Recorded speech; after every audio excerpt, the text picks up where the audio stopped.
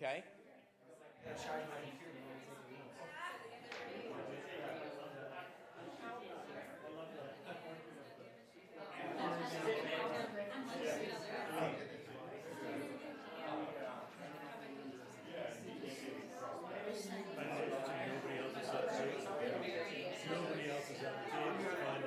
No, I've taken a seat at the table.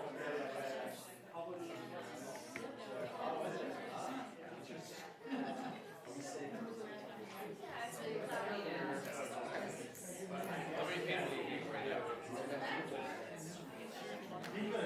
Oh, wow, you had a pretty specific answer. What do you think? I would have just gone 200 to 300. I would have gone closer to 300, to be honest. Well, there's 150 seats, but also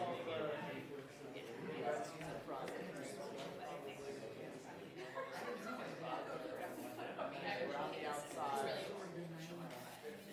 How many seats? 150. I was looking at the tag. Okay. 150. Okay. They really adjust. Everybody's afraid to sit with us. Hi, everybody.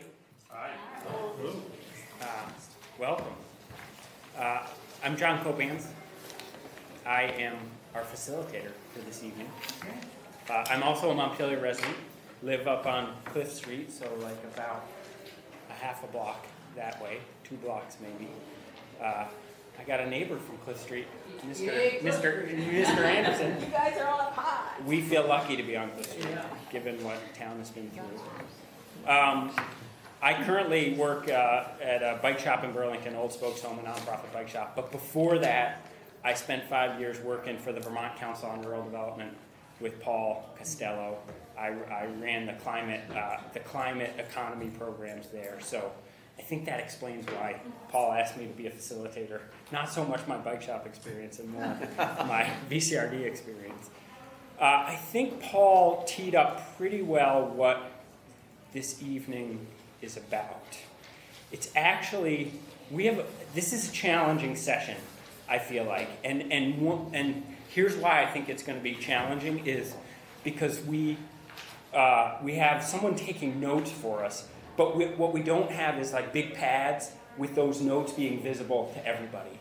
And like the goal in this session, it's broken up into blocks. We're going to spend 15 minutes talking about just sort of the lay of the land around city infrastructure. What's going on in Montpelier currently. Then the bulk of our time, 40 minutes, is going to be spent brainstorming ideas for what we think we should do as a city around city infrastructure. And then the last 15 or 20 minutes is going to be spent actually doing some prioritization. And that's, if I'm apprehensive about a part of our schedule tonight, it's that last section, right? Normally what VCRD loves to do is have ideas on a wall, and you all have stickers, and we go stick those stickers, and that's how we come to prioritization. So what we're going to have to do instead is, well, partially we're going to have to go with the flow a little bit. My expectation is we're going to ask our scribe to sort of review with us what the ideas are at that juncture where it's time to make prioritization. And then we're just going to have to sort of, as a group, maybe we'll do a show of hands as we go through that list to try to narrow it down to 2 or 3 things that the group feels like are the priorities that we want to bring forward. It is important to note, though, that everything that we talk about tonight will be reflected in the notes, and those notes will be reviewed by the steering committee. And in fact, if something you say isn't prioritized tonight, but is a common theme that comes up in other sessions, the steering committee may well pluck that thing, and that idea may come back before the group on September 7th when we get back together. So, like, just know that even if whatever idea you bring to the table tonight doesn't necessarily come to a consensus decision by the group as a priority, there's other ways for things to enter into the process before the train leaves the station at the next meeting, I would say. So we have a couple of resource team members here, and I think it's only 2, unless I'm missing somebody. If there's a third after I introduce the 2, please recognize yourself. But Eric Law, I'm going to let you introduce yourself, Sure. and then Ben after that. So, Absolutely. Yeah, Eric. So Eric Law, Community Programs Director, formally. I just left my position last Friday, so I think I'm freer to discuss, John. Going to private consulting down in DC, but I'll try to give the lens of federal, state, municipal sources of funds in this day and age for Montpelier. So formally at USDA Rural Development. Yes, right? important That to, was the- I'm going to put yeah. that as the first note. And Ben Montrose. Yep, Ben Montrose. So I am a city resident, and I work for the Agency of Natural Resources. I oversee the public drinking water program. So we regulate the Montpelier drinking water system among 1,360 other public drinking water systems in the state. Thanks. Is there anybody else who's oh yeah, sorry. Sorry. Haley. I'm Haley Perro. I'm Senator Sanders' outreach director. I work mostly on environmental, energy, and some FEMA issues. So hopefully I can be helpful, but mostly here to listen and take what I learned back to the office. Thank you. Are there any engineers here? That's what I was going to ask. This is a pure engineering problem. Yeah, yay, oh, thank you. We got some hands for some engineers. So I think before we get started, I might ask, is there a volunteer who wants to read the description of, there's these little blurbs. I don't know, some of you probably have it, but there's a little description for city infrastructure in your packet. Anybody want to just read that aloud? It might help us have a common sense of what we're talking about tonight. Any volunteer willing to do that? I'll read it, but I lost my sheet. Oh, here you go. Try to top of the page. Yeah. Wastewater. City infrastructure. What changes are needed in Montpelier's water, sewer, and stormwater, roads and bridges, buildings, dams, and embankment infrastructure to better protect the city from future flooding events? Are there other infrastructure opportunities in expanded district heating, dry storage for downtown businesses, or other projects that could reduce future damage to public and private property? Before we start, how do folks feel like that tees things up? Does that feel like it captures? Yeah. Yes, and one missing thing, which is care and feeding of the existing infrastructure and assessment of how healthy it is, and let's fix it. So not just sort of forward-looking, not just new, but existing. That part of the project could be, let's look at what we've got and fix it. So inventory and asset management. Yes, thank you. Okay. Yep. Great. Other things in that description that Hi, thank you. Yes, my name's Scott Muller. I've been working in urban infrastructure for 35 years, some of the biggest cities in the world. Senior advisor with the UN, World Bank, so all day urban infrastructure for me. These transformative challenges are not new. It's happening everywhere. I can tell you that one of the biggest success attributes is to not limit the discussion of infrastructure to hard infrastructure. Soft infrastructure is a really important part of that transition. Most of our governance systems were set up for ecosystems, metabolism that was much different financial situations, management, accounting, transparency, accountability. All those issues should be looked at when you're talking about this rapid shift in infrastructure. So to talk about governance as soft infrastructure, to talk about the relationship between the state and the city and the accountability and the financial flows, all that is soft infrastructure. So I would caution against leaving that out of a intimate conversation with hard infrastructure. that's a helpful, I feel like, maybe framing and expansion probably of what we're talking about here. Thank you. Yeah. They may not be official resource people. I just want to recognize our superintendent and high school principal are both here, and that they're fabulous, and that they have been taking care of some of our really important infrastructure already, and probably the schools will come into this conversation. Thank you. It's nice to have you both here. Yeah. Thanks. All right, so maybe we should get after it at this point. So what's the lay of the land in terms of Montpelier infrastructure? And I will say, for resource people, it's definitely, feel free to contribute. You know that, that's why you're here. But particularly in this, like, what is the current lay of the land? If you have familiarity with what's going on, that's not to limit other people's contribution, but feel free to weigh in there. So what's the state of affairs for Montpelier's infrastructure at this point? Well, I'm not sure about anybody else, but I live in a part of Montpelier that had 5 feet of water in my basement downtown, and I know that the water, it was a overwhelming of the stormwater system. It was all stormwater that came up into our basements on St. Paul Street, and I know that the water needs someplace else to go. So I know it's a much bigger issue than just like piping it somewhere else. But I think that's part of the issue that certainly I'm concerned about here, is that what's the future look like for people who live in these downtown areas, and the businesses, of course.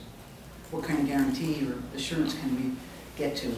Particularly We're not around gonna the keep getting flooded. stormwater system Yeah, and the that's- infiltration. Yeah. Yeah, okay, great. You and then Colin, yeah. I'll add to that in that you were lucky, because many people not only had stormwater but had sewage in Yeah, their basement yeah. that went in the stormwater. Yeah, praise God. Right, so it's both stormwater and the sewer system had just too much, couldn't handle the flow. Colin and then you, yeah. The Winooski from the confluence of the North Branch downstream is obviously inadequate to handle the volume of rain coming in. That's not the normal river channel that it was. That was channelized by the CCC back in the 30s. So we know that during that storm, this recent storm, we had 21,000 cubic feet per second coming in the main branch of the Winooski, 1,200 cubic feet per second coming in the North Branch. We need at least that much capacity to get the water out of town from that confluence south. And we're blessed in Vermont to have elevation change and gravity that we can harness to get that water out of here. If we have a river channel that's great, that can handle greater than 22,000 cubic feet per second. I just have a simple question, I guess. What is the expectation that this is the right place for it? You know, for sewer systems in cities, is it reasonable to think they wouldn't back up into houses? They're not closed systems. I don't know. Do other cities deal with this in some ways they can not have that back up into houses? That seems ideal. I'm curious kind of what the options there are. Is that a reasonable goal? Yeah, it's sort of a technical question, and yeah. It seems reasonable, right? Well, and I know that there's some separation, ideally, of sewer and stormwater. Sure. Right? Maybe Scott can. I'd like to make a suggestion that this group just adopt an informal Chatham House rule, which means people can say anything and you're free to talk about what's talked about in the room, but not who said it. Because there are a lot of officials here and there are a lot of people whose work this is that don't want to talk about the problems in their system. And I think if you can somehow establish, an agreement of the participants that you're free to talk about what people discuss in here, but not who said it. Well, and in fact, note takers we don't attribute anything. Great. So I'm glad you said that. That is practice here for sure. Yeah. Just one quick comment in reference to yours is, CSO, right, combined sewer overflow. Sure. The city of Montpelier has been for decades trying to separate storm from sewer, but not all the way there, right? And most of our towns, I think it's safe to say, are still dealing with CSOs. But certainly our larger towns, Rutland, Burlington, and Montpelier is no different. So- it certainly didn't help. So you've been doing it for a long time, but there's been no solution? Yeah, I'm not the city of Montpelier. No, you're not, But I think the city has been, CSO is a huge problem. In my former role at Rural Development, we funded a lot of CSO combined with wastewater treatment upgrades. But certainly there's more to do. So It means it's not all separated yet, but every Correct. project is being worked on. Correct. Yep. Yeah, it's one of those where you resolve one point and there's other points and other points. And it's a big project with lots We of have little. 6 little CSO overflow structures currently in Montpelier. 6 CSO overflow structures. That means 6 locations where when things get overwhelmed, they can overflow and go to the river. And that's down from in the 90s, I think it was like 46 or 50 Yeah, it's that 40 we something. used to have. So we need a lot more? No. I think we need. We're down to 6. Ideally, we have zero Oh, structures that okay. overflow to Trying a to get to river. zero. Right, and so right now, the two big projects that we're doing is the State Street project that you see out here, which is removing about 1.5 acres of impervious area that's directly connected to our sewer system. And then the other project is the East State Street project, where we're disconnecting another probably acre or half acre of impervious that's directly tied to our sewer system. Those two Have you projects. been doing that before the flood? Oh, yeah. Yes, we've been Right, working so on you've this been working on it. consistently for the Yeah. last 20 to 30 years. Okay. Oh, gee. And don't feel like you have to, but you want to introduce yourself since Yeah, you're. I'm Deputy Director for City of Montpelier, Public Works Department, and my name is Zach Blodgett. Great. Thanks, Ed. Yeah. Other things in terms of Montpelier's infrastructure? Yeah, go for it. So others have mentioned some of the challenges with the floodwater containing sewage. Another pollutant was, of course, oil. And that got me interested in talking more about a resource that we already have in the community, which is the district heat system. Both because those institutions attached to the district heat system and making use of that may have had less oil that was spilling into the system, but also it was a way to reduce reliance on oil. It's been a challenging project. I think it's significantly underutilized. But the great thing is it's there, it's working, it has significantly more capacity than the community is using, and I would love to explore more opportunities. Of course, now we have the Vermont College of Fine Arts up on the green, up on the hill, having sold some of its properties to Greenway Institute, which is looking at renewing some of the buildings, and the idea of potentially bringing, for example, the district heat system up the hill, both for institutional access and, I would say more importantly, residential access. But that needs to come with incentives. The upfront costs are huge, both to organizations, businesses, and residents, but I think the benefits are potentially significant. And it's right there. It's like right there, making heat. So. Great. And just to clarify for folks, that what I heard there was both current state of affairs, we have an existing district heating system, and I think an idea for the future as well, which was let's take advantage and expand the sort of reach of that Or district. for folks on St. Paul Street, which is really just adjacent to the service to the elementary school and to others. Aren't there possibilities right now?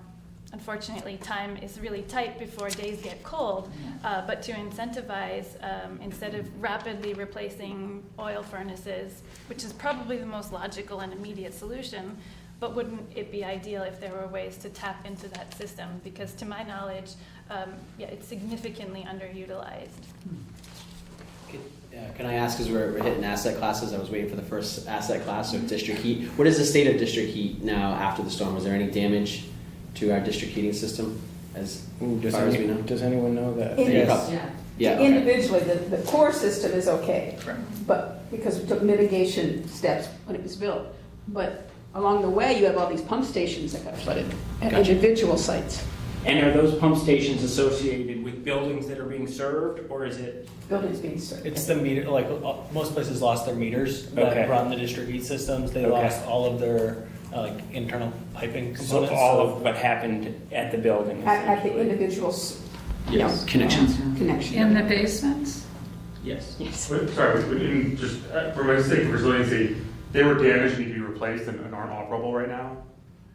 So I'm not the district heat expert by Sure. any way, shape, or form. I just know that right now the majority of our users have issues with their meters and that they're looking to get those replaced, and that the city is working to get that stood up before this winter season.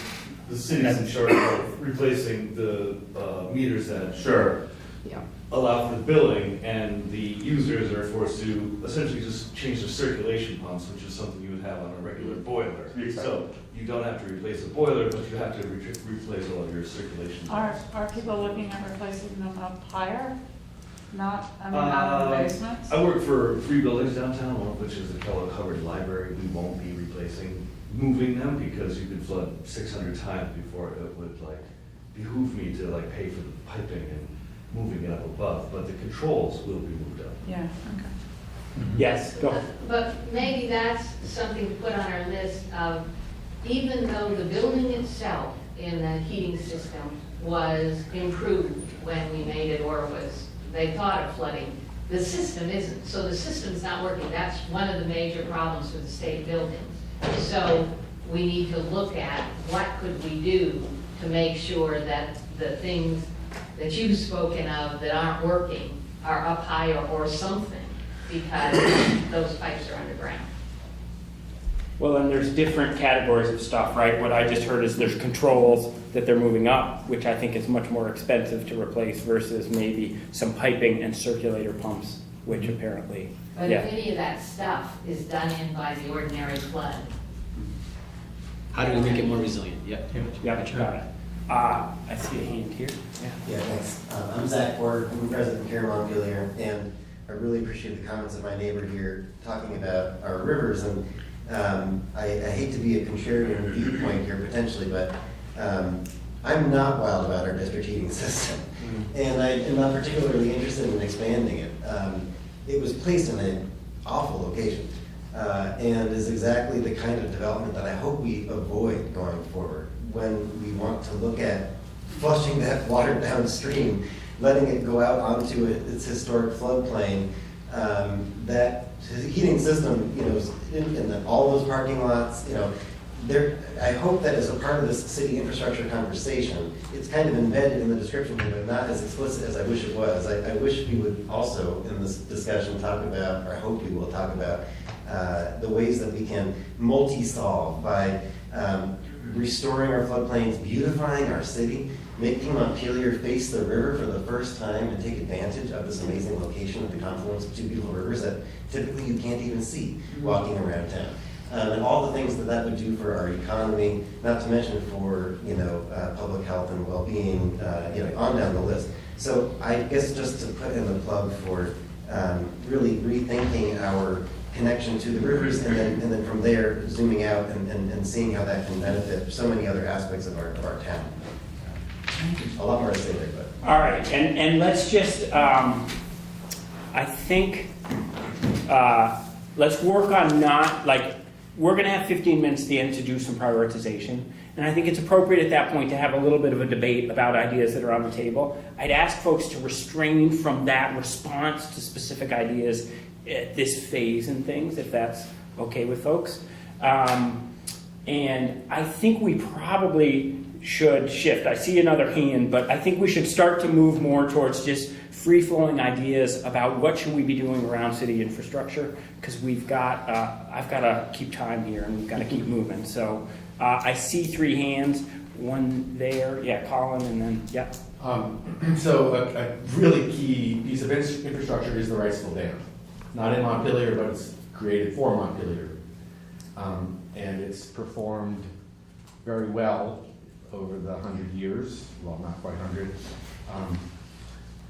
But there can be improvements made to its holding capacity, increasing its discharge rate at a safe time so it can recharge for the next rain event. We got lucky in this last one that a really big rain event went south of us while the dam was full.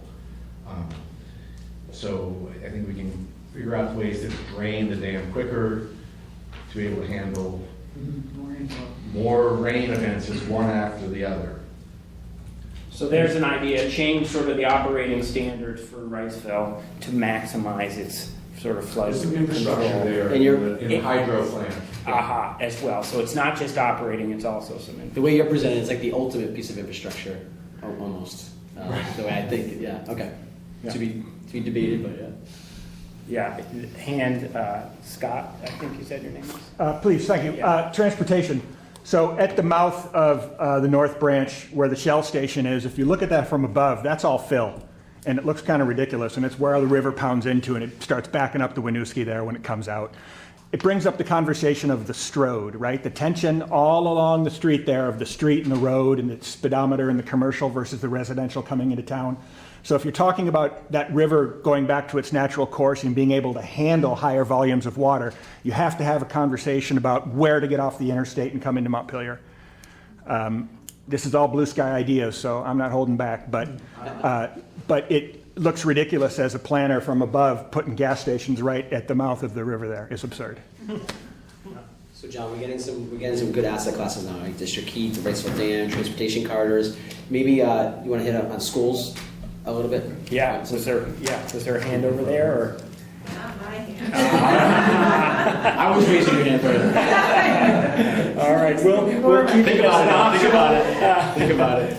Yeah. I stay on theme with roadways. I don't have technical knowledge, but I know that more permeable roadways can be beneficial in increasing drainage and so forth.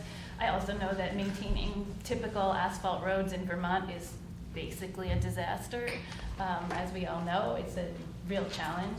Is there any universe in which alternative road surfaces that are more permeable, maybe more open to change? I mean, I don't know, we could just have mud in town and really celebrate mud season, like go for it. It could be a unique attraction. Maybe not that, that's hyperbole, but I do wonder if there's a scenario where we can tackle both the really challenging conditions of our roadways and at the same time promote drainage and allow for water to more naturally be absorbed into the soil. Under much of that pavement are cobblestones, which obviously in between the cobblestones are permeable. Right, which, it's an interesting aside that, that some roads in Vermont going up to like the old Air Force Base in the Northeast Kingdom that don't get plowed, they're in perfect condition. And that road is 60 to 70 years old, and it is impeccable. So it's looking at how do we maintain our roads more than how they're built as well. Yeah, go ahead. Just a quick piggyback on Jack's comment, and I think one of my big takeaways from our first meeting that we had was that we really need to be thinking of a regional watershed here, and not just like the North Branch and the Winooski, but what's the big picture in our big central Vermont area that we need to be looking at? So think regionally as a watershed. Got it. I have two ideas I just want to throw out. One, for the waterways when it's coming down from the hills and the mountains, besides the rivers, we had, everything was so saturated that there was nowhere for it to go besides the rivers, but somebody told me about an idea of making like craters, small craters in the hills that are empty, but when the water starts flowing and there's too much water, they fill. So it slows it, not the rivers, that's a different issue. And then a completely different idea I have, which I don't know if it's the right place to bring up, but I think we should look at maybe doing like a highline like they have in New York City on State and Main. And it would bring a lot of people here.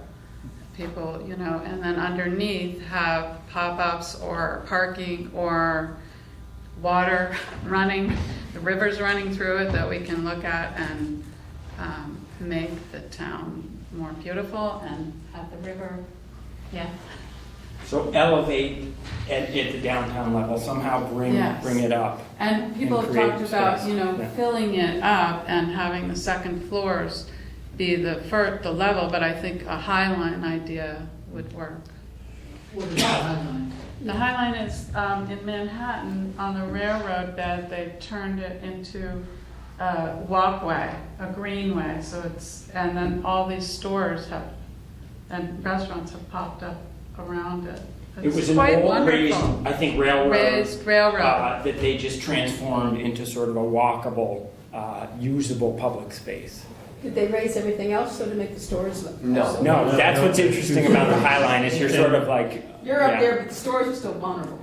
Well, Yeah. I would say that we would do it differently, so that this underneath. Yeah, we part won't would take be- it too literally. I think Yeah. the idea generally is to sort of elevate and then use the space down below Differently. differently. Yeah. Is that fair Yes. to... Okay, great.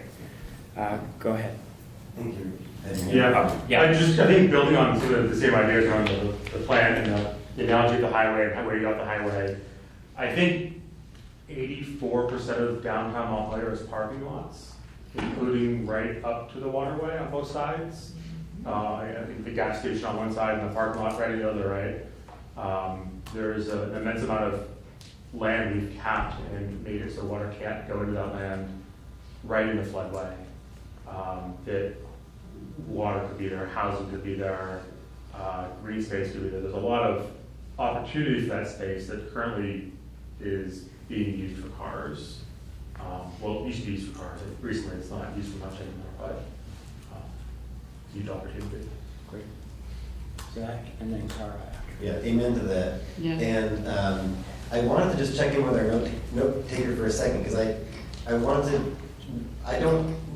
wondering if you might define asset class, because I don't know if when I heard you repeat back a second ago some of the categories that we're talking about, whether it covers everything that I'm hearing. Yep. So I just was curious. Well, no, so I'm pulling from the crowd, right? So state of the state, what's the state of our infrastructure? Yeah, yeah. So the way I think of it is like schools, city infrastructure, state's infrastructure, right? Our water, wastewater systems, our district heat. That's where I was pulling from. Okay. So when he says state of the state, I'm pulling from, all right, what's the hard infrastructure, and also what's the soft infrastructure that we don't have or want to have. Okay, that's great. So it sounds like I'm hearing a lot about pavement. So I'm hoping that somewhere in that infrastructure, there's something for impervious surfaces, of various kinds. And I wanted to just piggyback on the comment a second ago that this sunken lot next to Court Street right here is a fantastic location for an elevated plaza of some wonderful variety with shops and a brewery and gosh, so many things you could do with Montpelier. And I think the best solution to me to make our city more resilient is to get things out of harm's way. So it's not just the more that we can think about right, natural disasters are natural to some degree, considering not climate change notwithstanding. What makes them disasters is putting people and our things in the way. And so, as I'm thinking about the high school, my daughter will be there in, I don't know, some number of years. I imagine maybe she could go to the high school at the VCFA. Maybe that's where the high school could be located in the future. It seems like we're looking for a great tenant in that space. And turn our high school into a floodplain again, or playing fields, so just another possibility. And just to maybe identify a theme here, sort of the relocation of various things in our community to allow for the water to flow without inflicting some of the damage. Is that? Seems like we just keep rebuilding, redoing. Cara had it. Yeah, I just wanted to speak to the schools. There's already a conversation that's happening. It's happening very vociferously on Front Porch Forum. I don't have an opinion about what the solutions should be, but I think we need to have a really thoughtful and gentle conversation about that as the parent of a rising ninth grader who's nervous when she hears things. So I just think we need to be thoughtful about it, and we need to have a conversation, and maybe it could be somewhat student-led as the schools get started. I don't know if there's interest in that, but it feels like that's a long conversation. Just building upon VCFA, there is a city goal to start building out housing in the country club, which if irrespective of thoughts and opinions on that, if that project goes forward, you could conceivably see 300 homes that are potentially the most affordable in town. Each of those houses has 2 children. All of a sudden, the center of where a child lives in Montpelier moves pretty quick. And I know some of the discussions on page 4 were about busing and how difficult it would be to get them to different schools. We might have 600 kids that can walk to U32. There's a path there. So there are multiple options there, and I think the future of housing is also, especially affordable housing, is interesting to look at. And at this point, I feel like the idea is there around sort of, just like with other assets, let's say, the school, what do we do about the school? So let's not sort of, I think, continue to debate it here, because it's an idea that we can talk about as we wrap things up. Yeah, go for it. So I've been through 4 flood events in this town, and this one is different. It really is. I'm not advocating for parking lots. I don't like them at all, but our ground was absolutely saturated, and it didn't make any difference whether it was a permeable surface or an impermeable surface. The ground couldn't handle any more water when that rain event happened. So really, while the parking lots probably contributed some, it was minimal. It's not like Irene. It wasn't like this unbelievable rain event. I've when I see what happened, I just said, we have to go up. We have to go up one way or another. I don't care if it's Vermont Council of the Fine Arts building or higher ground, or it's just the second story. But everybody has to no longer view basements as usable spaces in Montpelier. They aren't. They're trash. They're places where water needs to come in and go out. And we need to build them so that we can hose them down. I don't know if people were downtown right after the flood, but I was there a lot, and the yellow mustard, if you went by it on Wednesday, they hosed that place down. Tile floors, the room was clean. It was like, you need to be able to go in there with a fire hose and just let the water come in. It's going to be dirty, and you got to get it out. So we can't have anything of value down low. That should be apparent to everybody. And, there are a lot of really responsible landlords who are already moving everything up. I mean, they've been through it 3 times. I just talked to Steve Everett. So everything of value in his buildings is going to the second story. And we need to encourage everyone else, even though it is a big nut, it's a big ask. They got to do it. They have to do it. Otherwise, we're just throwing money down the drain. And just a hand in the back, and then, yeah. While we're putting all these things in place, I just heard somebody say that for the last 20 years, we've been working on separating sewer from water runoff. I'd like us quickly to solve that problem while we're waiting for other things to happen. So, all right, that's a clear idea. Thank you. Yeah. I'm really interested in the whole soft infrastructure question, because I don't see any of these good ideas getting implemented without an effective governance and implementation system. And I don't have an idea. I don't know enough about what's possible. It's also easy to decide engineering things in some ways, but this is, if maybe we could have a careful study of Montpelier's governance system, the whole mayor, city council, city manager thing. What is working, what doesn't work, what works in other places. We have some expertise in the town, but it seems to me that that's oddly a foundation under everything. Paul?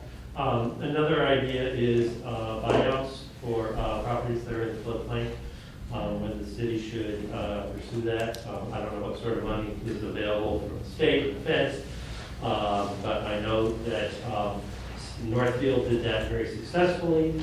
I know that our mayor has already gone on record being opposed to it. I think we shouldn't take things off the table, and we should explore to see what sort of options and whether it's a possibility for us or not. I heard There's that there a were new hand here that I want to be sure to bring a new voice in. Yeah, go for it. 2 things that I thought I would hear about. One's actually a question, but we still have a high water pressure problem, despite the fact that DPW and the city and the state have kind of agreed on a solution. The solution is an extended solution. We won't know really if it works for a couple of decades. The other thing is, I don't know how close we came to losing the wastewater treatment plant. Does anybody know? I mean, the water was pretty close to the top of the road. What happens when the water goes over the road? Do we need to beef up that plant somehow? There's some slight conversations right now about whether or not we should raise Downriver Road up a couple additional feet in order to make a bigger dam so that you have more protection. The road itself? Yes, right. If you build, because right now the water came up to about the very top of the road shoulder, but never crested over and never made it. But that's what protected the plant. Yes, and same with the Public Works garage. I mean, we were very close to having water in both of those buildings as well. In the town of Johnson, their wastewater plant was overwhelmed and everything's just going into the Lemoyne River. So it's well, yeah. So I mean, that's why that's where it goes. Just to continue on, Sally, you bring up great points around the water infrastructure. While we wait for the next flood to happen, water keeps on pumping down the hill at high pressure. I believe the state has opinions on 200 PSI water in the downtown. I think something like 20% of our water lines are past their service age. We have more water breaks than Burlington does. Those are things that aren't new and fun, but are going to impact any of these projects that we talk about at BCFA or downtown businesses. That needs to be, it was being looked at. I think the flood distracted us. That needs to be back on the radar, that those investments need to happen. There's a $90 million investment that needs to happen over the next 50 years that is looming. And yet, I guess I hear in that a current state of affairs and an idea, which is to robustly address. We need robust water infrastructure. The fix to the high pressure situation. Yeah, go ahead. Hi, my name is Jonathan, resident of town, also civil engineer. I just wanted to mention flood storage, which I think was kind of mentioned, but wanted to ensure just from the infrastructure perspective. I think, it was mentioned to look at a regional approach, right, as far as the watershed. I think that's also an infrastructure discussion. I don't know, maybe studies have been done since the 30s to see where more flood storage can be gained, but it seems that would be an important component. So flood storage be another dam? Potentially, that more dams, more, perhaps it's raising dams, perhaps it's, there was the talk about, trying to make some operational adjustments to Wrightsville. That's kind of along the same idea. Great. John? Along the same line, I'm John Armstrong, an engineer also. You mentioned in the beginning about the cubic feet per minute, and that the two rivers are greater than the exit. Right. So are you saying that if the river was channeled below Montpelier? It was de-channeled to return it back to its original corridor with a greater capacity. If it was expanded so it would hold more water, right, that would eliminate because what happened in it's that stopping flood, in Montpelier. right? So the Winooski proper was full capacity, and then the 1,200 cubic feet per second coming in from the North Branch backed up. So if we have the release valve, it's just, well, it's not a valve, it's just built right in. We get the hydrologists in here, determine what the greatest probable flood, cubic feet per second coming in the Winooski would be. Add that to the residual and the North Branch, and then add a margin for error with climate change, and make the corridor exiting Montpelier adequate to discharge whatever it is, 30,000 cubic feet per second. That would be a giant help. Reclaim those parking lots, the school ball fields, and get it out of town. Yeah. I had a business in Montpelier that got flooded, but I live in Worcester, up 1,200 feet, and our road was completely destroyed, so it had nothing to do with the rivers. It had to do with the water running down. And that's, I don't want to get out of Montpelier, but that's also part of the issue, is a lot of water, and it just destroyed so many roads and properties. Yeah. I have a couple of thoughts. So one is, I think it's really important that we build the structures so that when things like this happen, we can help people move to the next better thing rather than replace what they already had. I think that's been said before, but getting the oil tanks out, getting better systems in terms of heating the buildings, and we have to be ready for that, because even with this happening in early July, we're not ready to do that for the heating season. So if this is going to happen again, we need to be ready to get people set up with better systems right afterwards. My second completely different thought was in relation to what you were saying about the basement. It does seem like we shouldn't be putting things down in the basements. I've heard two opposing solutions. One is let the water in, make it so we can clean up really well afterwards, and the other is fill the basements. And I'd love to have some engineering expertise on which of those is actually a good idea or not. Yeah. Well, and maybe in that is an idea, which is like, that's a question facing many homeowners and building owners in town. Like, what is the process by which we collectively learn and then share that learning and then provide the resources to sort of implement whatever it is that the learning brings? Is that sort of, okay. Yeah, go for it. So we have a challenge here, and it's different than the challenge in Barry. So Barry's fast water, and buildings get hugely damaged. But here, it's like a bathtub. We just fill up. So I'm not an engineer, and I don't know, but I think that we can let it come in and let it go out. That's just my sense. But something just happened where we have an investment in our wastewater recovery facility that everyone needs to understand how dynamic and astronomical it is. It's our biggest asset, and I didn't realize how close it came. So that needs to be our number one priority, is protecting the wastewater recovery facility. If it's a berm, if it's raising the road, it needs to be protected more than I was just told it. If it came that close, that's a $50 million investment. There's no bigger investment in this city. So we need to think about that, how to protect that. Sorry, the question though, would that facility flooding cause $50 million of damage? That's a little hard to say. I mean, it would be pretty catastrophic if water It'd be terrible. went into that. It'd be terrible. And then pollution's bad, completely bad, right? Not having a facility is even worse. And are there facilities to raise things up as well as to put berms in? Like what? Or is it just stuff in the ground that can't be moved? I mean, how the system works, it's the lowest point in the city. That's how the sewage gets from, all over town to its final destination. So the piping is all of that stuff is set. So the only thing you can do really is to protect it more. At least. Fortress around it. Yeah. 2 points. I'm really surprised that nobody has brought up a few years ago, Dan Jones, 501c3, about re-envisioning downtown, where an architectural prize was given. Some of the most prestigious firms in the world redesigned downtown Montpelier for free to convert those parking lots into public space. Thousands of people participated in that process.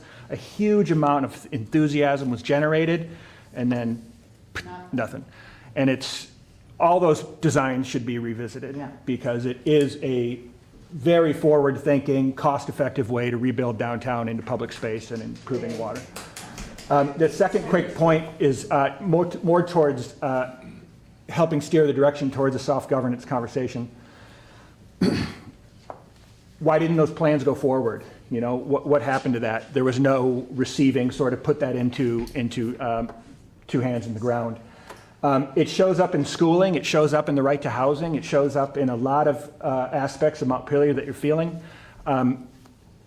The commercialization, the financialization of real estate in Vermont has sort of run havoc in a lot of cities, unchecked. From the point of gerrymandering a TIF district across 22, 23 cities in Vermont that wouldn't pass a freshman level college city planning. To, in the last 6-7 years in Montpelier, the housing stock effectively hasn't changed. Only a very, very small percentage, it hasn't changed. But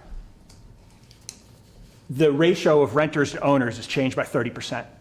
So there's many more second and third home owners in Montpelier. There's no institution that's addressing that so that school teachers can afford to live in the city where they work, right? That ratio in Montpelier is obscene. The same with public employees, right? They can't afford to live in the city where they work. You're saying there's more private homes that are owned, more people Second own? homes. So renters, there's more renters. Of the constant population of Montpelier, it's shifted to renters by about 25% in just the last 5-6 years. And that trend is active, it's not over. We're up like 55% now. Almost, yeah, a little more. Tipping renters. Yep. Yeah, there's ways to control that other cities are actively involved with.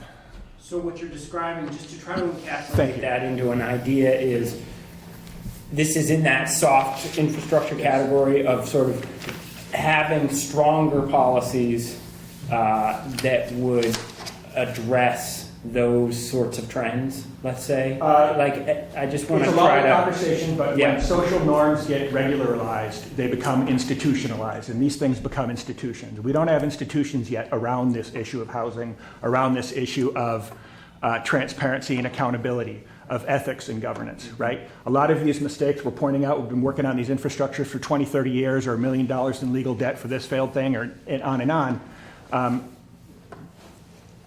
So what's that? Here's the thing: is something. Sure. This will come back to the group in a couple of weeks as an action item. How might we? What is the action item that is sort of within our control in Montpelier to sort of address what you're describing? Like, what is that? What does that look like? Well, it's a sub-process of this, but it gets into good governance, which has its set of metrics, which can be looked at very clearly. It's another conversation, but it affects everything from transportation to schools to redesigning downtown, buying out homes. So sort of a re-envisioning and a restructuring of governance in... The issue is Vermont is a small population, and so the logic used to be that because these towns are small, they don't need strong mayor systems. They just need a council manager system. But if you look around Vermont and you look at some of the cities that have gone through rapid transformations, the waterfront in Burlington, the street in Barrie, and onwards, you're looking at more of a system of weak mayor, strong mayor, systems of accountability, systems of transparency that are helpful to financing infrastructure. That, just one question, that public envisioning process, I'm not from Montpelier, so the public envisioning process was circa 2020, it's pretty recent, I heard about it. Oh, somebody else, please. Longer time Oh, ago, no, actually. yeah, that was By at 2015. At least 8 years ago. Net zero, you could refer to it as net zero Montpelier. It Net was zero, like, okay, yeah. net zero And it was Montpelier, great. okay. Just wanna And make sure. then it was gone. Yes. Just to build a little bit on the same theme of things that have been done already and then sort of dropped. After Hurricane Irene in 2011, the State Department of Housing and Community Development commissioned a committee to come up with a plan to avoid what we just experienced. It's called the Vermont Economic Resilience Initiative. The word flood doesn't appear in the title, maybe that's why nobody's heard of it. But it's, it's like 800 pages. And just to give you an example of what's in there, there was confusion as soon as people started cleaning out their basements about stacking, a simple thing, stacking the trash, in categories so it could be picked up easily and faster. Guess what? It's in this report, a chart, tells you exactly how to do it. That was 7 years ago. What happened to that? I just chanced upon it. I'm sorry, the name of the report, I'm sorry, sir. The name of the report? The Vermont Economic Resilience Initiative, GERI. Anyway, we need to realize that this has been done before to a certain degree. We have a new circumstance, but we ought to look back at what's already been done. So I just want to second that. When I went to my business, when I was allowed in, we all were just throwing everything out. Nobody told us anything. And, I would have to say Montpelier Alive was amazing and all the volunteers were incredible, but nobody was directed by anybody on how to do it and to have protection. And people were mucking this stuff with no gloves, no mask, and nobody was telling us. Later, after we were all done, it was suggested that we sort it. Yeah, right. And we are at 15 minutes to go. And so it's time to coalesce. Just one quick yeah. category to make sure we have in the notes is that, and that is financing and resources for all these things they're saying, like move your stuff upstairs. Well, who's going to pay for that? So, we need to talk about financing all of these things. I just want to add a couple points of detail to what I already have suggested. So to bolster the argument in favor of widening the river channel from the confluence out of town, 30 years ago, we had an ice jam flood in town. So if we take care of that river channel exiting town, we're also reducing the chances of another ice jam flood. You know, a lot of you probably weren't here 30 years ago, maybe you were, but you know, totally different scenario from this one. No rain, just a backup because it's a narrow, not natural river channel out of Montpelier. And then to go over to Wrightsville Dam to flesh out quickly, that once the water level reaches 665 feet, they have to shut down all of their turbines in the hydro station because the turbines can't handle greater head pressure above that. So right when we really need to be able to get water out of the dam, and we have the greatest potential to generate green electricity, we shut it all down and we reduce the discharge rate by 20%. So if we have the ability through a public-private with the Washington Electric Co-op to invest in new turbines that can run right up to the full head of 685 feet, and we can turn it off and on, shut it down as the rivers are flooding or potentially flooding. Once the rivers have receded, turn it right back on and increase the discharge rate by 20%. So we're then recharging the retention capacity for that next rain event. If we got lucky this time, it didn't come, but in the future. Colin, I'm gonna just pause you there because I think that falls into that more general idea of like at Wrightsville addressing the operations such that we're sort of maximizing its flood control potential. I just want to make clear that I'm not suggesting building a new higher dam. It's just a turbine. Mm-hmm. Yeah. We now need to decide on some priorities as we get ready to go upstairs. And so I'm going to ask for Eric's help because Eric actually has some, I'm giving Eric an impossible task. But I think it's a team effort here that Eric and I, and frankly all of you will do. Like I think we want to coalesce a lot of different ideas into some key themes and make some decisions about what you all feel like are the priorities of this group. Let me try with a couple of categories that I feel like I've heard that I feel like are very much related but distinct. And you tell me if I'm getting this right or wrong. One is about the water itself and sort of allowing there to be space for that water to do sort of what it needs to do while sort of minimizing damage. So like that, and I'm trying to categorize that as one thing versus something that is related but distinct, which is that we essentially relocate and elevate things out of harm's way. Those feel very similar and in a way very related, but also distinct. One is about sort of, to some degree, Wrightsville and the river channel and what we do. And one is about like how we use our physical space, particularly our physical space that is exposed to flooding. Do those feel like two sort of I know there's a lot of overlap between them, but do those feel like two distinct areas of action? Yes. I'm seeing mostly nodding seems like a third heads. to me. What's that? The dam seems like a So third to me. the dam actually feels distinct from those other two. Yeah, so I'm good. I'm working This on is it. good. I think, All right. I think you'll tell me otherwise, right? So relocate, dry proofing, wet proofing. I heard Paul Beauvairs and another architect from town, they had an excellent VPR. But I think that's the second one. Relocate, maybe up gradient, dry proofing, right? Wet proofing. Do we raise everything to the first floor? Not use everything in our basement? Definitely a distinct idea. So I got that captured. And then there's a heavy emphasis on soft infrastructure, which I put into widening the corridor, river management, totally different, maybe the ultimate piece of infrastructure. That's a constant theme I'm getting from the group, especially the right half of this group. Can you add that we make the river a nice place to be? That recreational asset, Yes. which that piece, yep.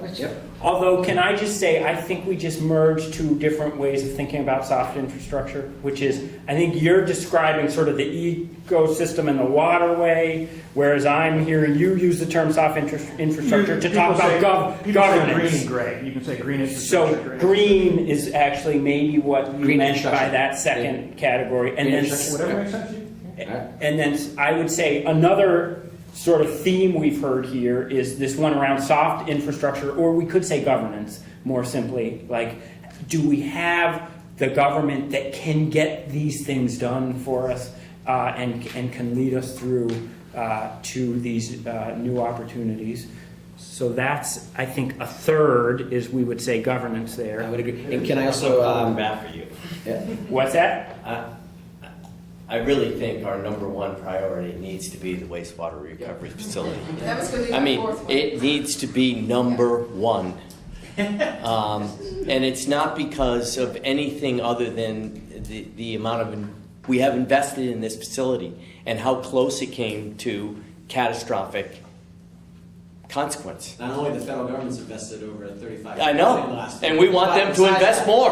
Which, by the way, has them net zero. It was But definitely. we're actually making it more sustainable. Yeah, no, I know. I was gonna say I didn't mean it. Huge. Wait, but it's okay for us to have some big ideas and some relatively narrow ideas that we're prioritizing here. So, And is separating the wastewater from the overflow, can that fall in that same Yes. category? Because we're protecting the plant from all this water. Yes, I would definitely say it is. Okay. so we would say the CSO goes into. Yes. Yeah, but that really is something that they've been trying to deal with. We've been trying to deal with for decades, and we are dealing with it as much as the citizens of this city are willing to pay for it.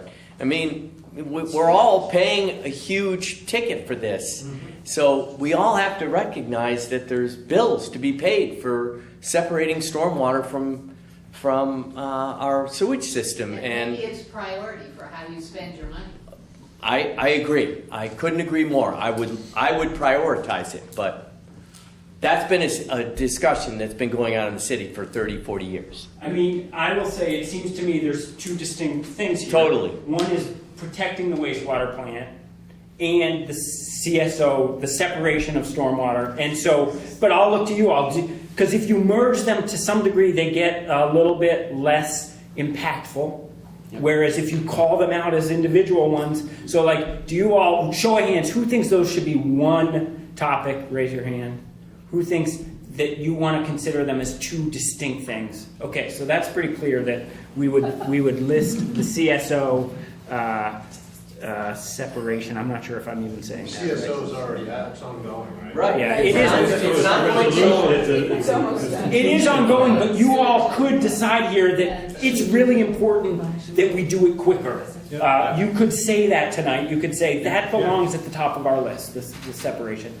Can I suggest, it will seem illogical, but combining the wastewater treatment center and potentially the district heat plant together, in that they are both huge investments that have been made, existing functional resources that we rely on extremely heavily in the case of the wastewater treatment center, and maybe less than we could in the case of the district heat plant, but they are there, they function, and they cost a lot of money.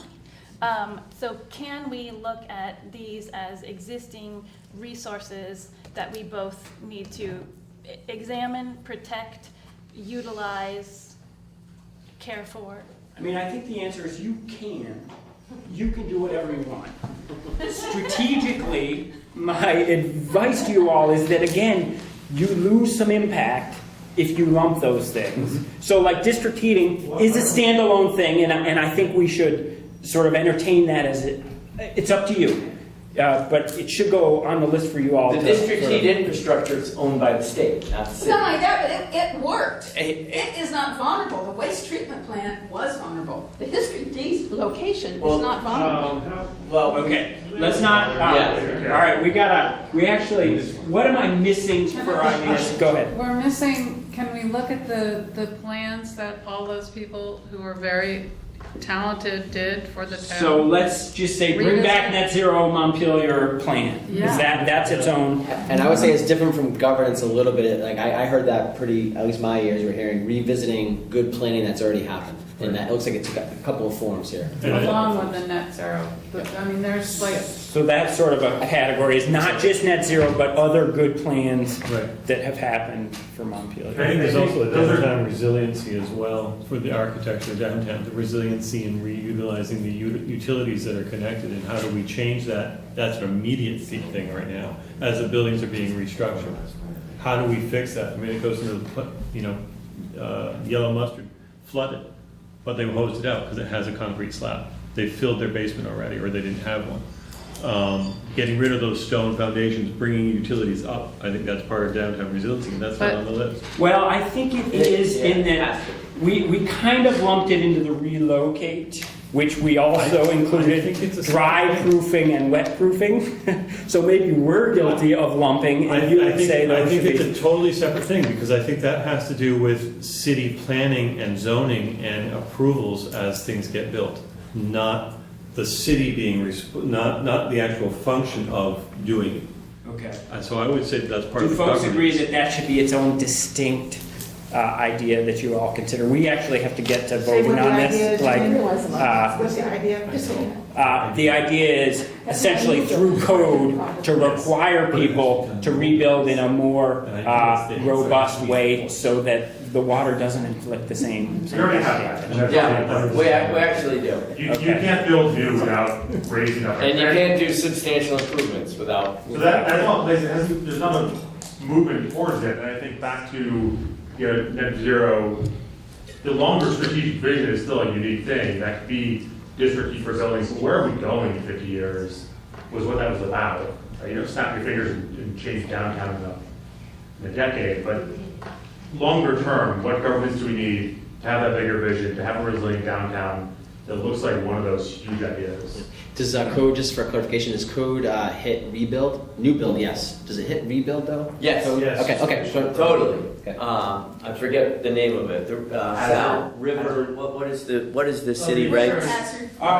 The train is getting ready to leave the station, so here's what we have to do very quickly. I'm going to try to read through what I heard as the ideas, and you all get to raise your hands only twice. Are we going back upstairs with how many priorities? Well, I'd say we're going to see based on how well things coalesce. I would say anywhere from 2 to 4 priorities. Really? So We can't yeah. have all of them? No, you can't have all of them. Sorry, that's the hard thing. So you can raise your hands twice. Read through the list first so we know. I'm going to read through the list Real first. quick, was flood storage infrastructure within, or was that? You gotta wait for it. Can we combine them all now? I know I should be using them. We can't combine them all. Let me just try to read these. Under allow space for this. Okay. I would say it's Here's relocate is idea 1, which is essentially moving things, buildings in particular, outside of the floodway. Relocate. Rebuilding to me or relocating can be up as well as out. I'm sorry, up or out. I mean both of those. Thank you for clarifying. Yes. Green infrastructure was another one, which is much more about focusing on the water and helping the water move such that it does less damage.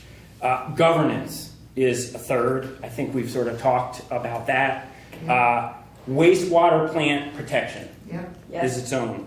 The dam, I think, is what I heard from you is that should be its own thing. And that's both operations and a little bit of investment as well. But it's also the watershed above it, right? There's ideas about trying to slow the water into the dam. Sure. So Dam and watershed, we could say. Yep.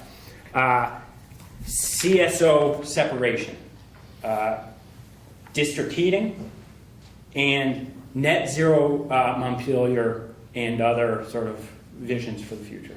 Yes. What's that? We really got to make a decision here. Why are we limiting though? Isn't that the next step for the next group to limit? Well, what we come up with? our job tonight is to come with 3 or 4 things. All of these things will go before a steering committee, but I think we are stronger if we narrow this list. If we can't, then I'll go upstairs and read them all. If you guys say we should not narrow. I allow 7. But let's easy, all right. because we can't have any of it done without governance. Okay, so wait. We're just going to do a show of hands because it'll help us all know how we feel. Okay? I just see one last hand for. Well, so I guess I'm just concerned, with the part of this is that I think there's a thread here that's kind of missing, which is, and maybe the net zero terminology just really throws me off because that means a lot of different things. I think we're talking about re-envisioning Montpelier's downtown. Sure. Yeah. And green infrastructure is like a tactic for re-envisioning Montpelier's downtown, and so are some of these other components, but I'm not quite hearing in there something that is about actually kind of getting at, I think, what the vision was. I really want to, like, the vision piece, I think, is missing to me somewhere there. Well, so if we change that net zero Montpelier, which was a vision, to a more general re-envisioning sort of Montpelier's downtown, does that, is that a, yeah, we've got to get upstairs, guys. Well, So it was a lot of visions. Yeah, there were like 15 plans. Were you there when that happened? And some of them haven't been. Right. Some of them haven't. All right. I'm not referring to anything particular. Let's just go through this exercise of a show of hands for these. I'm going to change that one to re-envisioning Montpelier's downtown as a small. How many votes do you get? You get 2. All right. Honor system. Wait, you said. We're going, Paul. We're going. We're going. The door has been open. All right. Wait, you did say if we don't agree on, Let's we go can with do all all of them. Right, so let's go through this exercise, and the final decision can be, John, your job is just to read them all and not narrow, and that's a final decision. I vote for all. Come on, let's go. Wait. It is the easy way out, right? All right. First, the first one is this concept of relocating either up or out, moving our buildings out. Show of hands for that. I'm quick count of 3. Thank you. I got the tally. The green infrastructure, much more about focusing on the water. I'm seeing 1, 2, 3, 4, 5, 6, 7, 8, 9, 10. 10. That's okay. Don't worry about that. Governance. I'm seeing 1, 2, 3, 4, 5, 6, 7, 8. Okay. Wastewater plant protection. 1, 2, 3, 4, 5, 6, 7, 8, 9. Geez, you guys, you're spreading them all. Dam plus watershed above.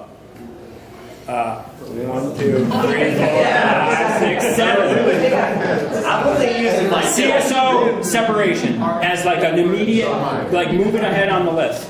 All right, there we have something off the list anyway. District heating. 2. Okay.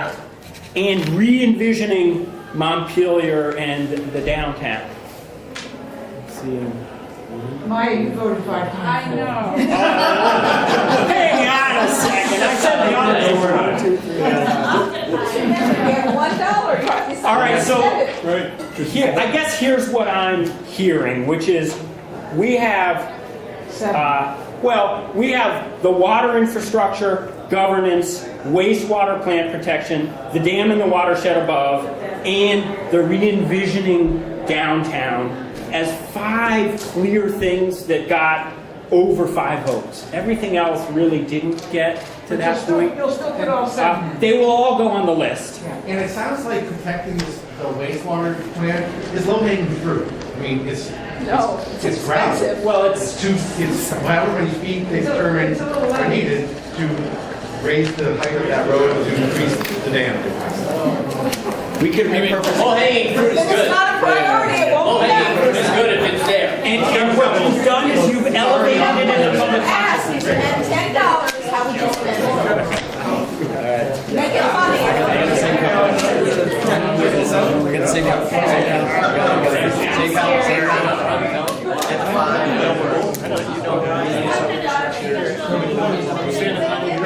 I stand in line with Perro. Yes, just like yes. What's your last name? So that's like, I understand, I do. My name is Rose Spencer, and I'm here at everybody first.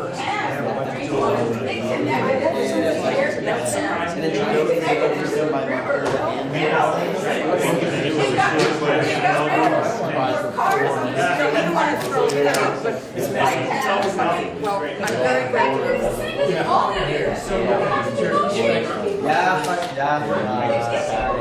Actually, just left that on Saturday. Thank you. Yeah, I think so. I think so. I work in